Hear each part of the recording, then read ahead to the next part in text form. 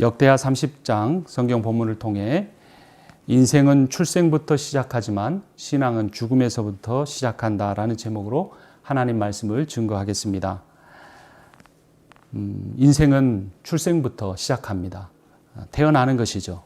근데 신앙생활은 죽음을 깨닫는 데서부터 시작을 합니다. 죽어야 삽니다. 죽었음을 깨달아야 살 수 있습니다. 여러분, 의사가 제일 고치기 힘든 환자가 어떤 환자인지 아십니까? 자기 병을 인정하지 않는 환자입니다. 지금 암 3기입니다. 말기입니다. 라고 할 때 이 5가지 반응이 나타난다고 합니다. 첫 번째는 부정입니다. 그럴 리가 없다. 이건 분명히 오진이다. 나는 그런 병에 걸릴 사람이 아니다. 라고 하는 겁니다. 두 번째는 분노합니다. 아무 잘못도 없는 내가 왜 이런 병에 걸려야 하느냐? 왜 하필 나냐? 라는 겁니다. 세 번째는 타협합니다. 현실을 인정하면서 이런 식으로 말하는 겁니다. 자녀가 결혼할 때까지만 살아야지. 네 번째는 우울해지는 겁니다. 내가 결국 이렇게 무기력하게 죽고 마는 것일까라는 겁니다. 마지막 5번째는 수용입니다. 그래, 마지막까지 남은 인생 의미 있게 보내자라고 생각한다는 것입니다. 결국은 뭐가 필요한 겁니까? 내가 암 환자라는 것, 내가 곧 죽을 거라는 사실을 받아들일 때 남은 기간을 의미 있게 살 수 있는 겁니다. 또 치료도 받을 수가 있는 것입니다.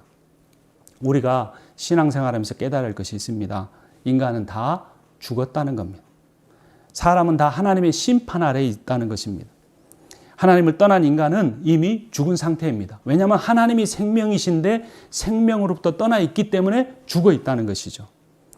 구원이신 하나님을 떠난 인간은 이미 심판을 받은 것입니다. 하나님으로부터 구원을 받는 것이 아니라 하나님 자체가 구원이기 때문에 그 하나님부터 떨어져 있는 것은 심판의 상태에 있는 것입니다. 하나님을 안 믿으니까 심판을 받는 것이 아니고 하나님을 믿으면 구원을 받는 것입니다. 이 두 가지가 똑같은 말 같은데요. 다른 의미입니다. 전제하는 상황이 다르기 때문입니다. 심판을 받는다라는 말은 심판을 받기 전에 인간이 멀쩡하게 잘 지내고 있는데 너 죄 지었지? 너는 심판을 받아 내려가. 이렇게 한다는 생각입니다. 근데 구원을 받는다는 말은 구원을 받기 전에 인간이 심판 아래 있다. 이미 죽어 있다라는 걸 전제하는 겁니다. 너는 이미 심판을 받았구나. 너 이미 죽어 있는 상태구나. 내가 너를 거기서 건져내 줄게. 라는 의미입니다. 그러니까 잘 살아있는 우리가 하나님을 안 믿기 때문에 죽게 되는 것이 아니고 이미 죽어버린 우리가 하나님을 믿기만 하면 그 죽음의 상태에서 살아날 수 있다. 이것이 복음입니다. 우리만 살 것이 아니라 다른 사람도 살려야 합니다. 그것이 복음을 전하는 겁니다. 복음을 전하는 것은 당신들이 예수를 안 믿으면 죽습니다. 이게 아니고 당신들은 죽어 있습니다. 예수를 믿으면 살아날 수 있습니다. 라고 전하는 것입니다. 살릴 수 있는 시간, 이거를 골든타임이라고 합니다. 사람이 심장이 멎으면 이미 죽은 것이죠. 그런데 심장이 멎은 다음에도 4분 동안 그 사람을 살릴 수 있는 시간이 있습니다. 심폐소생술을 하면 그 사람을 다시 살릴 수 있습니다. 그래서 이 4분의 시간을 골든타임이라고 합니다. 예수 그리스도의 십자가의 죽으심과 부활의 사건 이후로 우리는 골든타임 시대를 살고 있습니다. 구원의 마지막 기회, 마지막 생명을 살릴 수 있는 4분의 시간을 우리들이 살아가고 있다는 겁니다. 얼마나 긴박한 우리의 인생입니까? 구원의 마지막 기회가 얼마 남지 않았다는 겁니다. 예수 그리스도께서 오실 때 도적같이 온다 그랬습니다. 아무도 모르게 오늘 밤 오실 수도 있는데 우리는 영원히 살 것처럼 이 내가 살아있는 것처럼 오해하기 때문에 헛된 꿈을 쫓아 살고 있지는 않습니까? 이 세상이 영원할 거라고 생각하지 마십시오. 여러분, 주식 투자를 한 사람들은 자기가 산 종목은 반드시 오를 것이다. 절대로 떨어지지 않는다는 믿음을 갖고 있습니다. 그런데 그 믿음은 얼마 가지 않아 그것으로 인해 파산한 사람들이 수없이 많습니다. 한국에 부동산 불패 신화가 있죠. 이거를 믿는 사람들은 정부에서 아무리 이 법안을 마련해도 절대로 부동산은 떨어지지 않는다. 오히려 전셋값도 오르고 아파트 가격이 오르고 있습니다. 그러나 그 믿음도 곧 후회할 날이 올 것이라고 사람들은 말하고 있습니다. 여러분, 이 세상은 결코 영원하지 않습니다. 우리는 이미 죽었습니다. 세상의 성공은 더 크고 더 좋은 냉장고를 사는 것과 같습니다. 그러나 이미 죽은 것을 냉장고에 넣어둬도 부패하기 마련입니다. 마트에서 아무리 싱싱한 고기를 사두어도 한 달, 두 달 놔두면 그것은 결국 냉장고 안에서 썩기 마련입니다. 왜냐하면 그 고기에는 생명이 없기 때문입니다. 부패하는 시간을 조금 더 연장할 뿐입니다. 큰 냉장고를 사서 죽은 것들을 넣어두어서 시간을 늘리려고 하지 말고 예수를 믿어서 죽은 내가 다시 살아나야 합니다. 우리는 다 살아있는 것 같지만, 내가 살아있다고 생각하지만 이미 죽었습니다. 이 사실을 깨달아야 합니다. 사람의 장례식은 인간이란 결국 죽은 존재라는 것을 확인하는 것 뿐입니다. 이미 죽었는데 죽은 줄로 인정하지 않다가 죽었음을 받아들이는 것 뿐입니다. 인정하십시오. 나는 죽었습니다. 아직 살아있다고 생각하니 어떻게든 자기 힘으로 죽지 않으려고 애를 쓰는 것입니다. 믿음은 죽지 않을 수 있다고 고집을 부리는 것이 아니고 이미 죽었음을 인정하는 것이 믿음입니다. 의사가 이미 죽은 사람을 살리려고 하지 않습니다.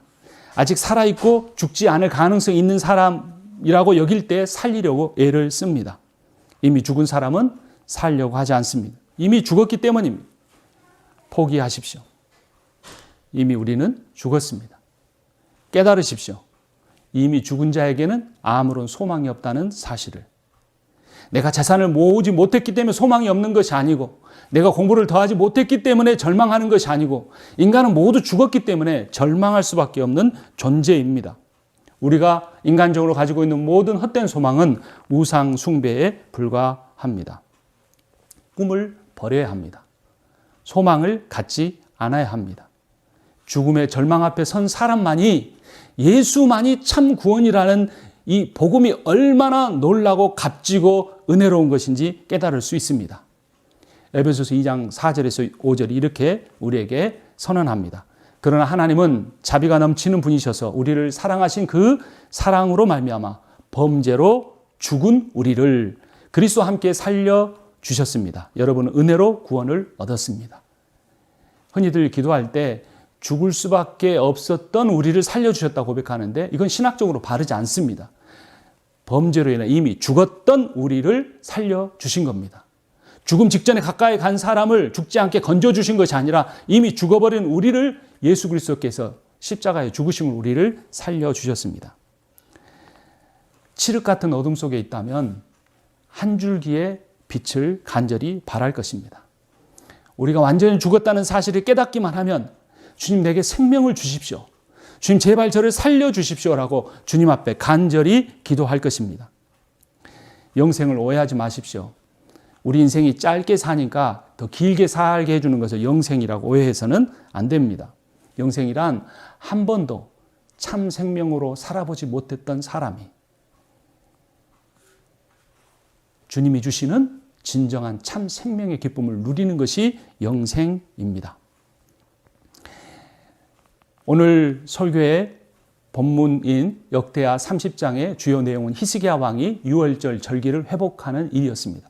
히스기야가 종교 계획을 일으켰는데, 지난주에 성전을 깨끗하게 청소하고 제사를 드렸는데 왜 유월절 절기를 성대하게 치르는 것일까요? 유월절에는 매우 중요한 신학적 의미가 있기 때문입니다.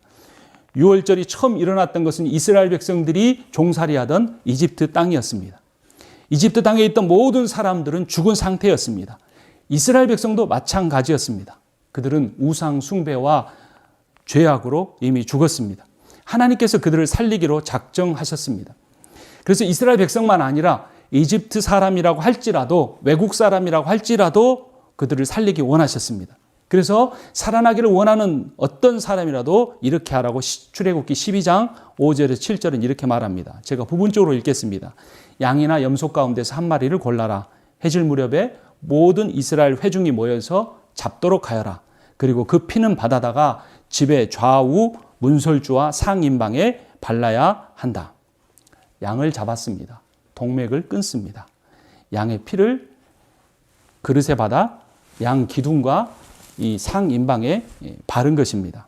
죽음의 천사가 피를 바른 집은 넘어갔습니다. 그 집의 첫 아들은 죽음을 면했습니다. 넘어간 날, 죽음의 천사가 넘어간 날을 기념하여 유월절이라 이름했습니다. 한자로 넘을 유, 건널 월입니다. 장자가 죽지 않은 것은 어린 양의 희생 때문이었습니다. 양의 고기는 나중에 예수 그리스도의 성만찬 때 떡이 되었습니다. 떡은 예수의 몸을 의미합니다. 몸은 이웃과 공동체를 이룸입니다. 양의 피는 예수의 성만찬에서 잔이 되었습니다. 잔은 예수의 피입니다. 피는 하나님과 화목하게 됨을 의미합니다. 히스기야도 출애굽의 그 유월절 절기의 구원의 의미를 생각하며 유월절 제사를 드리며 피를 바릅니다. 오늘 성경 본문 같이 읽겠습니다. 역대하 30장 15절과 16절입니다. 제가 15절을 읽고 16절 함께 읽도록 하겠습니다. 둘째 날 나흘날에 사람들이 유월절 양을 잡았다. 미처 부정을 벗지 못하여 부끄러워하던 제사장들과 레위 사람들은 부정을 씻는 예식을 한 다음에 번제물을 주님의 성전으로 가져왔다. 그들은 하나님의 사람 모세의 율법에 기록된 대로 규례를 따라서 각자의 위치에 섰다. 제사장들은 레위 사람들이 건네준 피를 받아 뿌렸다.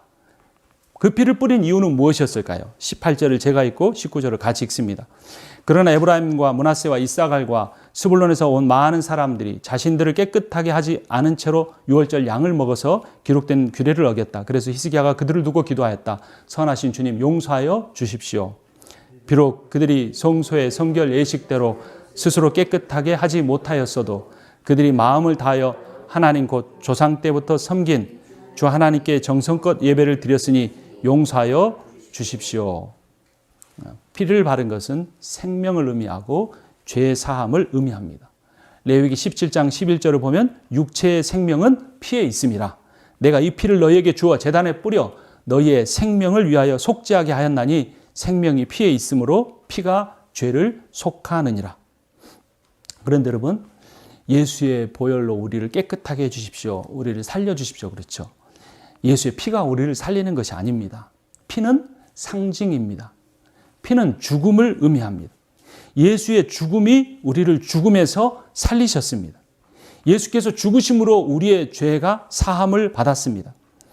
요한복음 6장 53절에 주님께서 말씀하십니다. 예수께서 이르시되 내가 진실로 진실로 너희에게 이르노니 인자의 살을 먹지 아니하고 인자의 피를 마시지 아니하면 너희 속에 생명이 없느니라.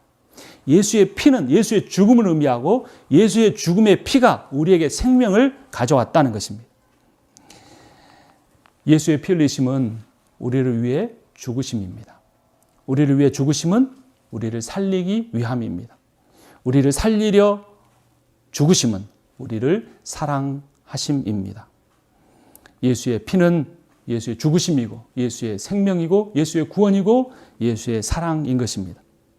여러분, 이 예수의 피가 의미하는 사랑과 구원과 생명이 나에게 참 기쁨이 되지 못한다면 그 이유는 단 하나입니다.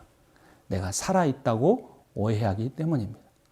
내가 죽었다는 사실을 깨달은 사람은 내가 아무리 애를 쓰고 애를 써도 선을 행할 수가 없고 내가 아무리 노력하고 노력해도 하나님이 원하시는 일을 할 수가 없고 무능하고 부패하고 썩었고 타락한 이미 죽은 존재라는 것을 철저하게 깨달은 사람만이 예수의 피가 예수 그리스도께 십자가에 죽으신 그 보혈의 피가 나에게 생명이고 구원이고 능력이고 사랑이라는 사실을 기쁨으로 받아들일 수가 있는 것입니다. 예수 그리스도는 유월절 어린 양이십니다. 유월절은 죄 사함을 의미합니다. 요한복음 1장 29절을 보면 이튿날 요한이 예수께서 자기에게 나오심을 보고 이르되 보라 세상 죄를 지고 가는 하나님의 어린 양이로다. 유월절 어린 양은 죽음에 대한 승리를 의미합니다. 요한계시록 17장 14절을 보면 그들이 어린 양과 더불어 싸우려니와 어린 양은 만주의 주시오 만왕의 왕이심으로 그들을 이기실 터이요 또 그와 함께 있는 자들 곧 부르심을 받고 택하심을 받은 진실한 자들도 이기리로다. 예수의 피의 권세를 믿는 사람은 죽음에서 구원을 받아 이 세상 가운데 승리할 수 있을 것입니다.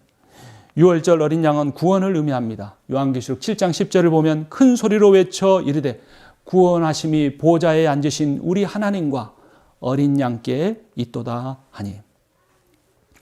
여러분, 유월절이 교회와 어떤 의미가 있을까요? 몇천 년 전 이집트에서 지켰고 히스기야 왕이 지켰던 그 유월절이 우리에게 어떤 의미가 있을까요? 여러분, 신앙생활은 그럴듯하게 사는 것이 아닙니다. 교회는 그럴듯한 사람들이 모이는 곳도 아닙니다. 구원은 그럴듯하게 종교 생활한 사람들이 받는 것도 아닙니다. 왜냐하면 복음은 종교가 아니기 때문입니다. 복음은 생명입니다. 이미 죽어버린 자에게 예수의 생명이 임하는 것이 복음입니다. 복음은 이미 죽었음을 깨닫고 절망하는 사람들에게만 기쁜 소식입니다. 이미 죽어버린 사람에게 재산의 많고 적음이 무엇이 의미가 있겠습니까? 이미 죽어버린 사람에게 명예가 있고 없고가, 성공과 실패가 무슨 의미가 있겠습니까? 그런데 아직도 자신이 죽은 줄 모르는 사람은 예수의 이름으로 더 많은 것을 얻기를 원하고 더 높아지기를 원하고 자신을 높이기를 원하는 것입니다. 자신의 모든 것을 팔아 사야 할 보물이 바로 복음입니다. 왜냐하면 죽은 자에게는 아무것도 의미가 있고 생명만이 의미가 있기 때문에 자신의 모든 보물을 팔아 사야 할 것이 바로 복음입니다. 유월절 어린 양 예수 그리스도이십니다. 구원이란 무엇일까요? 구원은 지옥에 가지 않는 것이 아닙니다. 구원이란 하나님과의 관계가 회복되는 것입니다. 하나님이 누구신지 모르시지만 혹시도 있을지 모르기 때문에 지옥에 가기 싫어서 신앙생활하는 우리가 되어서는 안 됩니다. 그것은 신앙생활이 아니고 종교생활입니다. 지옥을 면하지도 못합니다. 종교생활을 통해서는 구원을 받지도 못합니다. 구원은 하나님의 약속을 믿음으로만 얻습니다. 하나님의 약속은 유월절 어린 양이신 예수 그리스도가 우리를 죽음에서 구원하여 참 생명을 주셨다는 기쁜 소식입니다. 하나님과의 관계가 바뀌기 위해서는 하나님이 어떤 분이신 줄 알아야 합니다. 하나님이 누구신지도 모르면서 하나님을 믿는다고 하는 사람들이 교회에 차고 넘칩니다. 그러한 사람들에게 세례를 주고 그러한 사람들에게 구원을 받았다고 외치고 더 많은 건물을 짓고 더 많은 재물을 모으는 그러한 일이 그쳐져야 합니다. 히스기야 왕처럼 성전을 깨끗이 하고 주님 앞에 유월절 절기를 바르게 지켜야 합니다. 상대가 누구인 줄 모르고 그 존재를 어떻게 믿을 수 있을까요? 그러한 믿음은 모순입니다. 거짓말입니다.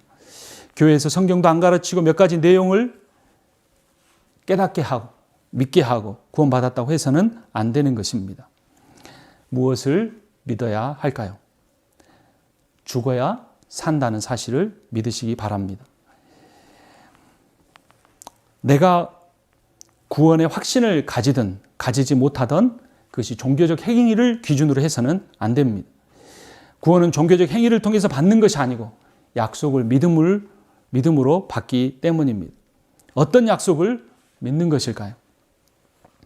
예수 그리스도만이 우리를 죽음 가운데서 구원해 주실 하나님의 유월절 어린 양이라는 사실을 믿는 것입니다.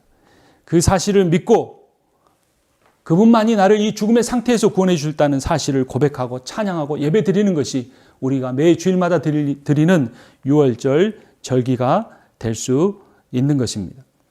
히스기야 왕과 이스라엘 백성이 어떻게 유월절 절기를 지켰는지 그 절기의 결과가 무엇인지 오늘 성경 본문을 다시 한번 보도록 하겠습니다. 역대하 30장 21절입니다. 21절을 제가 읽고 23절을 우리 함께 읽도록 하겠습니다. 예루살렘에 모인 이스라엘 자손은 크게 기뻐하면서 이랫동안 무교절을 지켰고 그 기간에 이 사람들과 제사장들은 날마다 주님을 찬양하며 웅장한 소리를 내는 악기로 주님을 찬양하였다. 23절 같이 읽습니다. 온 회중은 다시 이랫동안 절기를 지키기로 결정하고 이랫동안 절기를 즐겁게 지켰다. 기뻐하였다. 즐겁게 지켰다는 표현이 21절, 23절에도 나오고 25절에도 나오고 26절에는 큰 기쁨이 있었다라고 하고 26절에는 이제까지 이러한 기쁨이 없었다라고 말합니다. 히스기야 왕 아버지 때에 완전히 20만 명이나 북이스라엘 포로가대에 끌려가고 완전히 해파된 줄 알았던 그 성전에 유월절 잔치가 회복되면서 그들에게 큰 기쁨이 임한 것입니다. 여러분 절망 가운데 살고 있지는 않습니까? 혹시나 어려운 일이 내 인생에 일어날까 두려움 가운데 살고 있지는 않습니까? 내 인생이 너무나 답답하다고, 너무나 힘들다고 늘 안타까운 마음으로 살고 있지는 않습니까? 조건과 상황 때문이라고 오해하지 마십시오.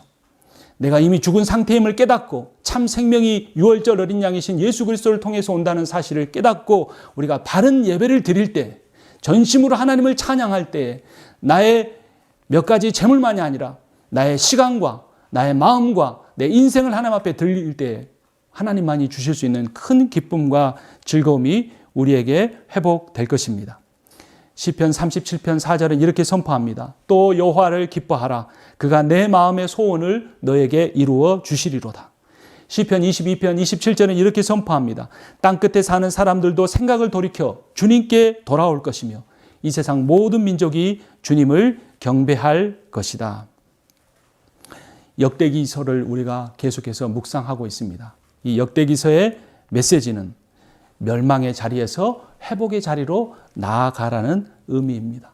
이 역대기서가 쓰여진 배경은 이스라엘 백성들이 우상 숭배와 죄악으로 인하여 바벨론에 의해 완전히 멸망한 뒤에 70년 동안이나 바벨론에서 종살이하다 겨우 돌아와서 쓴 책이 바로 역대기서입니다. 우리 인생이 절망의 자리와 같습니까? 그러나 하나님께서는 우리에게 이 역대기서의 메시지를 통해 그 절망의 자리에서 회복의 자리로 나아가라고 약속하십니다. 그 절망의 자리에서 회복의 자리로 나아가는 길은 나의 능력이나 나의 지혜나 나의 종교적인 노력을 통해서 되는 것이 아니라 유월절 어린 양이신 예수 그리스도를 통해서만 이루어질 수 있습니다. 우리가 이미 죽은 자임을 고백하기 원합니다. 깨닫기를 원합니다. 하나님께서 그러나 우리를 죽은 자 가운데서 살리실 줄을 믿으시기를 바랍니다. 오직 유월절 어린 양이신 예수만이 생명이심을 인정하기를, 찬양하기를 원합니다. 매주 말씀을 통해 예배를 드리고 은혜로 우리가 교제하기를 원합니다. 하나님께서 섬김의 교회를 세우신 목적은 우리로 하여금 즐거움과 기쁨을 회복시켜 주시기 위해서입니다. 유월절 절기는 축제였습니다. 양을 잡아 고기를 나누어 먹고 피를 발라 하나님의 은혜를 선포하는, 찬양하는 자리였습니다. 그만큼 주일 오전 예배는 이러한 놀라운 복음의 기쁨을 담고 있습니다. 이 복음을 우리 섬김의 교회만 갖고 있지 않고 주변에 있는 사람들에게 나눠주기를 원합니다. 여러분, 사람들이 코로나 바이러스로 인하여 절망하고 있는 줄 아십니까? 아닙니다. 나가지 못하게 되니까 인간이라는 존재가 그 안에는 아무런 소망이 없다는 것을 깨닫게 되는 것입니다.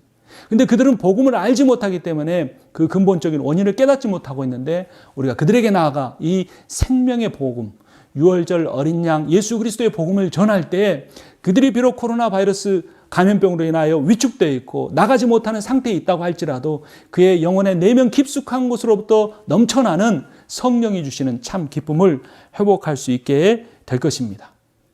교회를 전하지 않고 복음을 전하기 원합니다. 사람을 자랑하지 말고 예수를 자랑하기 원합니다. 기도하겠습니다. 살아계신 하나님 아버지, 이미 저희는 죽은 존재입니다. 저희에게는 아무런 소망도 능력도 지혜도 없음을 주님 앞에 고백합니다. 우리는 계속해서 우리가 죽었음을 인정하지 않고 우리의 힘과 지혜와 능력으로 종교적 노력으로 회복해 보려고 발버둥을 치고 살아가고 있습니다. 눈물도 많이 흘렸고 수많은 절망 속에 포기도 많이 했습니다. 그러나 다시 살아나는 이미 죽어버린 자, 하나님 아버지, 오늘 십자가를 통해 십자가의 복음을 통해 다시 한번 깨닫게 하시니 감사합니다. 이미 우리가 죽었음을 깨닫게 하여 주시옵소서. 유월절 어린 양이신 예수 그리스도의 생명의 복음을 간절히 소망하며 그것을 얻기 위해 우리의 모든 것을 팔아 드리게 하여 주시옵소서. 예수 그리스도의 이름으로 기도합니다. 아멘.